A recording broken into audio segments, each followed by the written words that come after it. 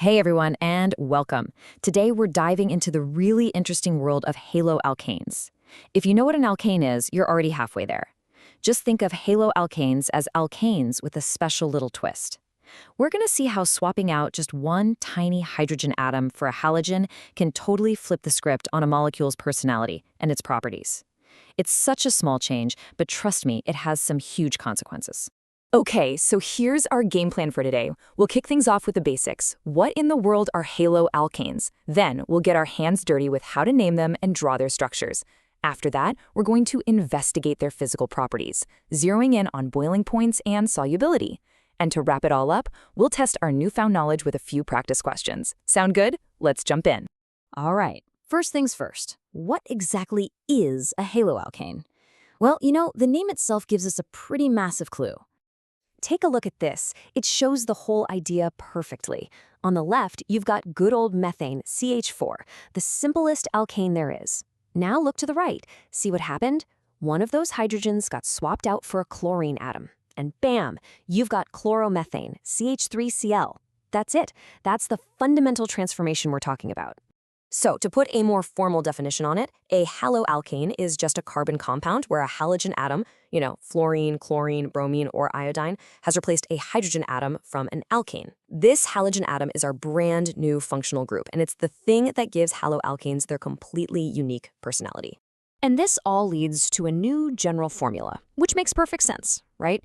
We know an alkane's formula is CnH2n plus 2. Well, to make a haloalkane, we just take away one hydrogen and pop in a halogen, which we call X. That gives us our new formula, CnH2n plus 1 X. You'll also see this handy shorthand, Rx, where the R just stands for the carbon chain part, the alkyl group, and X is our halogen. Super simple. Okay, so now we know what they are. The next step is figuring out how we talk about them. Let's look at how we name and draw them. And don't worry, just like everything else in organic chemistry, there's a system to it so that we're all speaking the same chemical language. Let's use this molecule as our example. So what's the first step? Find the longest carbon chain. Here, it's 3 carbons, so our base name is propane. Easy. Next, we see 2 bromine atoms, so we're going to use the prefix dibromo. But where are they? Well, we number the chain, and we see they're on carbon 1 and carbon 2. Put it all together, and you get 1,2-dibromopropane. And that condensed formula below it, CH2Br, CHBr, CH3, just shows the same info in a more compact form. All right, we can officially name them. Now let's get into the really interesting stuff, their physical properties. And we're going to start with a really important question about their boiling points. So here's the big question. Why do haloalkanes boil at higher temperatures than their alkane cousins, even when they're about the same size? It all comes down to the forces that exist between the molecules. And the key to unlocking this puzzle is a concept called electronegativity. You can think of halogens as being really electron hungry. They pull the electrons in that carbon-halogen bond much closer to themselves. This creates a polar bond. The halogen end becomes a little bit negative, we call that delta minus, and the carbon end becomes a little bit positive, or delta plus. This polarity leads to stronger forces between the molecules than what you'd find in a nonpolar alkane. So it takes more heat, more energy, to break those forces and get the liquid to boil. And we can see this trend in action right here in the data. Look, as we go down this list from iodomethane to 1-iodobutane, what's happening? The carbon chain is getting longer. The molecule is getting bigger, there are more electrons, and there's more surface area for those intermolecular forces to grab onto. And the results? The boiling point just keeps climbing higher and higher. But it's not just about the length of the carbon chain.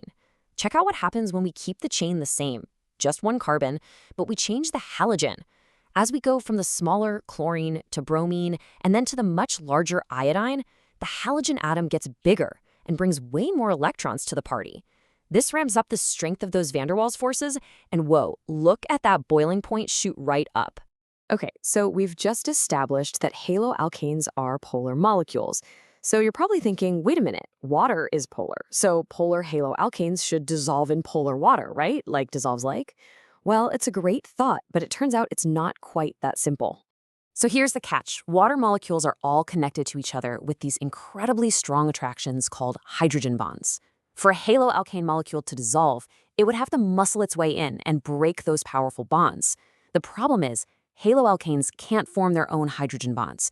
So the new, weaker attractions they would form with water just aren't strong enough to make up for the energy it costs to break water's strong network. It's just not worth it, energetically speaking, so they stay separate. So the takeaway here is pretty straightforward. Even though they're polar, haloalkanes just don't dissolve in water because they can't get into that exclusive hydrogen bonding club. But they mix perfectly well with nonpolar organic solvents where those strong hydrogen bonds are an issue. It's a fantastic example of that like dissolves like rule having a little nuance. So let's do a super quick recap of their physical properties. For boiling points, they're higher than similar-sized alkanes, and they get even higher as the carbon chain or the halogen atom gets bigger, all thanks to stronger intermolecular forces. And for solubility, it's a simple story. They're insoluble in water, but soluble in nonpolar solvents, all because of that whole hydrogen bonding situation. Phew, you've just taken in a ton of new information. Now it's time to put it to the test and see what's stuck. Let's work through a few practice questions to really solidify our understanding. Okay, here's our first question. Read through the 4 options carefully. Which of these statements is actually correct? I'll give you a second to think about it. And the correct answer is D. Absolutely. A bigger halogen atom means more electrons, which means stronger van der Waals forces between the molecules, and that means a higher boiling point. All the other statements are definitely incorrect. All right, next up. This one's all about that general formula we talked about. Which one of these correctly represents a haloalkane with 1 halogen? Take a quick look. Yup, the answer is C. Remember, we just start with our alkane formula, CN, H2N plus 2, we take away 1 hydrogen, and we add 1 halogen, X. That leaves us with CN, H2N plus 1, X. Great job if you got that one. Okay, time for a drawing challenge. Grab a piece of paper and try to sketch out the structural formula for 2-chloro-2-methylpropane. Break the name down into pieces. Think about the main chain and then where to put the other groups. And here is what it should look like. The propane part tells you the longest chain has 3 carbons. The 2-chloro and 2-methyl parts tell you that both the chlorine atom and a methyl group are attached to that second carbon atom right in the middle. And for our last question, this one's a real thinker. We've got 2 molecules that are about the same size, one iodopropane and propan-1-ol. But one dissolves in water beautifully and the other doesn't. Why is there such a huge difference in their solubility? It all comes down to that one critical thing, hydrogen bonding. Propan-1-ol has that OH group, which can form really strong hydrogen bonds with water molecules. No problem, it fits right in. But 1-iodopropane, even though it's polar, it can't form those essential hydrogen bonds. So for it to dissolve, it's just not energetically worth it to break up water's happy little network. And that's why it stays insoluble. And that brings us to the end. It is pretty amazing, isn't it? How just swapping one single atom for a different functional group can introduce polarity and completely change a molecule's physical properties. It just goes to show you the incredible power of functional groups in organic chemistry. It really makes you wonder, what other tiny changes can have such a huge impact? Thanks so much for joining me.